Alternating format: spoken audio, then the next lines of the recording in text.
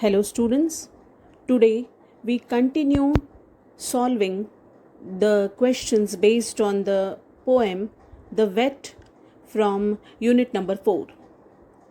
Before we start with the questions and the appreciation of the poem, let's have a quick recap of what has been there in the poem, what we have already seen, learned, but just before attempting the questions, let us revise. The poem The Vet has been written by Guy Boas. In the poem, he is trying to make light-hearted humor about the complex tasks of a veterinary surgeon. It is a complex task for a vet.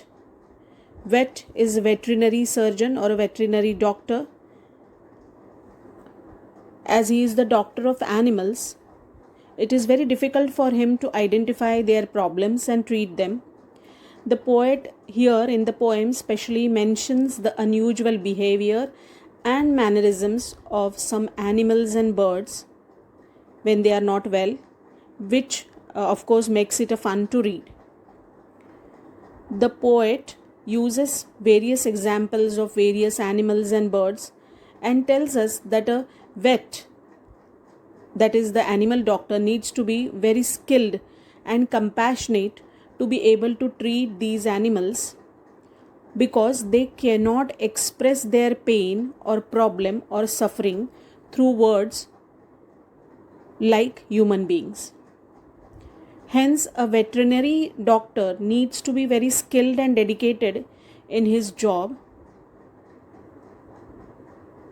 because all these animals, he has to remember that all these animals are being made to live in an artificially created environment. I mean, presuming that we are talking about a zoo. Of course, sometimes, birds or animals which are free but ill or sick may also be brought to a vet. But all in all, a vet has to be very proficient in his work. And here the poet says that if you are it is very easy, to become a doctor for human beings rather than being a doctor of animals. Really speaking, the poet is not discouraging the readers, but here he is bringing out how difficult it is to become a vet. And that is why he is saying this. It is easier to become a doctor of human beings. Okay. Now let's do the questions from English workshop. The question number 1. What is the rhyme scheme of stanzas 1 to 3 and the last two stanzas, and how does it differ in the remaining stanzas 4 to 7? Now, for knowing the difference, let's first see what is the rhyme scheme of each stanza. Okay, so here we begin. The first stanza has a rhyme scheme A, B, A, B. The second stanza also has got a rhyme scheme A, B, A, B. And even the third stanza has got a rhyme scheme A, B, A, B. Now let's see what is the rhyme scheme of the fourth, fifth, and the sixth stanza. The fourth stanza begins with if the lion has caught a cold and ends with if the Arctic fox is suffering from heat. Here, as you can see, the rhyme scheme is AAB, CCB. And even in the fifth stanza, the rhyme scheme is AAB, CCB. So you can see that fourth and fifth have got the same rhyme scheme. And the sixth stanza, let's see what rhyme scheme it has. It begins with if giraffes have had a tiff. And the sixth stanza ends with if the rhino is looking pale. Here you can see that the rhyme scheme in the sixth stanza is A, A, B, C, C. Okay. Now let's go over to the seventh. The seventh stanza begins with the line if the elephant eats paper bags and chokes, and ends with the line if and expect him to put everything to rights. Why I am saying, because some of the books are uh, taking verses in a different manner, stanzas in a different manner. So I am telling you the beginning and the end of the stanzas that I am considering the rhyme scheme for. Okay, so here you can see the rhyme scheme is A B B C D D C. Okay, depending upon the words that are rhyming. And the final stanza, here we have got, which begins with profoundly I pity the wet and ends with to treat the illness of man. The rhyme scheme here is A P A B C D C D. Now, having seen the rhyme scheme of all the stanzas, now you will be able to answer the first question from the English workshop. That is, what is the rhyme scheme of stanzas 1 to 3 and the last two stanzas? How does it differ in the remaining stanzas 4 to 7? Here you can write like this: in the stanzas 1 to 3, the rhyme scheme is A B A B. In stanzas 4 and 5, the rhyme scheme is A A B C C B. In stanza 6, the rhyme scheme is A A B C C. In stanza 7, the rhyme scheme is A, B, B, C, D, D, C. And in the last stanza, A, B, A, B, C, D, C, D. Okay. Now the question number 2, write any 5 illnesses of the animals in the poem that you find most amusing or laughable. This is a personal question. All of you might find something laughable. So that depending on what makes you laugh, while reading the poem, you are welcome to write. Okay, question number 3a we are not going to solve, because here also it's a personal question, the names which are similar in English as well as in Hindi, Marathi or your mother tongue. So the mother tongue will differ from person to person. Here also the answers will vary.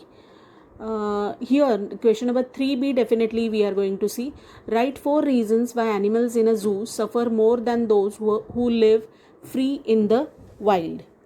Here you can write something like this: animals in the zoo suffer more than those who live in the wild, because in the zoo, of course, there is their movement is restricted, because there is no free space to move around. Then they might be deprived of, they are some of them are wild animals, and they are carnivorous, so they are deprived of the joy of hunting and eating their favorite meal. Plus the food may be limited in quantity and variety that they might enjoy. And there is also trouble from human visitors or the children who visit the zoo. The animals may be troubled because of them. So these are some of the problems. If you feel you can write more, you are welcome to write. Now let's go over to the 4th question. Think deeply and write, is the poet really discouraging the youth from becoming vets? As the answer to this I have already explained in the video. Poet definitely is saying that becoming, in the lines he has written that do not attempt do not try to be a zoological, try to attend the zoological crowd. That means he is prima facie we feel that the poet is saying not to become a vet, but that's not so. I feel in reality he just is trying to make us aware how difficult it is to become a veterinary doctor. So before taking a decision to become animal doctor, one has to think twice. That is what he is saying. And he also goes ahead and explains that a veterinary doctor has got to have lot of knowledge, because each of his patient is going to be different. The inside, the anatomy of the patients is going to be different every time. Their problems will be different, plus they are the patients who will not be able to tell their problems orally because they cannot speak. So all these things are brought out in the poem, and certainly the problems have been put forth. So while taking a decision, one has to think well. That is what it is. But I don't think the poet is discouraging the youth. Now question number 5 we are not going to see. Question number, because it's a project like thing. From vet you can find out what precautions a vet has to take. You are welcome to do that. You are welcome to find out from the net what precautions a veterinary doctor has to take while checking his patients. Now question number 6 says, select any 4 zoo animals mentioned in the poem and imagine they are able to talk in English and compose a dialogue. We have seen dialogue writing So here definitely you can choose any 4 animals and you can write something like this. You are welcome to, this is what I am telling you, but you are welcome to write anything of your own accord. Okay, here you can choose any 4. uh, After you write the name of the animal, give a colon and the dialogue. Say for example, they are discussing, oh, I am just missing the good old days when I was out in the jungle. Suppose it is a lion speaking. Then the tortoise is there. The tortoise saying, I wish I was out, because I am not able to move much, neither here nor outside, but at least outside it was better. Here there is nothing that can be seen, as it is I am getting very less to see because of my speed. Then somebody else is saying, giraffe is saying, my neck is paining because in the stall that has been allotted to us in the zoo, I am not able to accommodate.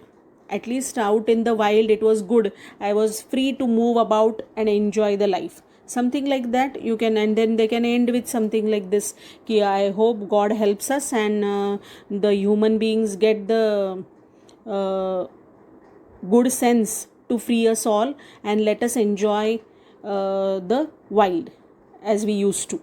Something like that you can write. Now, before we see the appreciation of the poem, let's see what all figures of speech have been used in the poem. Now, in the second line, to be a successful and competent vet needs knowledge exceedingly wide. Actually, the correct prose order should be needs wide knowledge, exceedingly wide knowledge. So, the words are not in correct prose order, hence, the figure of speech is inversion. Okay, now let's go to the second stanza. Here, the line, why the coat of the horse is not shining like silk. So it goes without saying, the figure of speech is simile. The coat of the horse is compared explicitly with silk. Explicitly, why? Because the word of comparison, the word like, can be seen in the line. Hence, the figure of speech is simile. The next line in the same stanza, why the parrot does nothing but groan. Groan here gives the sound effect. Hence, in this line, the figure of speech onomatopoeia is used. Now, let's go over to the fifth stanza. In that, if the tortoise hasn't stirred for several years. You can see the letter S has been used pleasingly in this line, so you can safely write figure of speech alliteration, or you can also write the figure of speech hyperbole. Why? Because a tortoise not stirring for several years is really an hyperbolic example. Okay, now coming to the seventh stanza. Here again you can see, if the camel hurts his hump. H is repeated pleasingly, so you can write figure of speech alliteration. Okay. Now I think you are clear with what all. Sometimes you can also write personification has been used as hyena. That is in the sixth stanza. If hyenas will not laugh at keeper's jokes.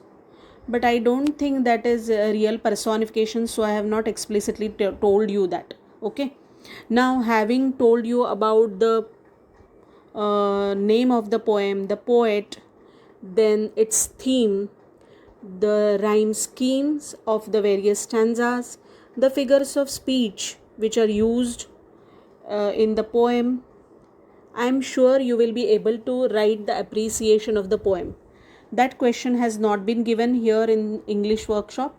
I have given it in the subjective question. So I am sure you will attempt that. You can additionally write about language, that simple and witty language has been used, and in appreciation you can also write why you have liked the poem, or if you have not liked, which lines you have not liked about the poem. Okay, so that will be all for the day. Thank you.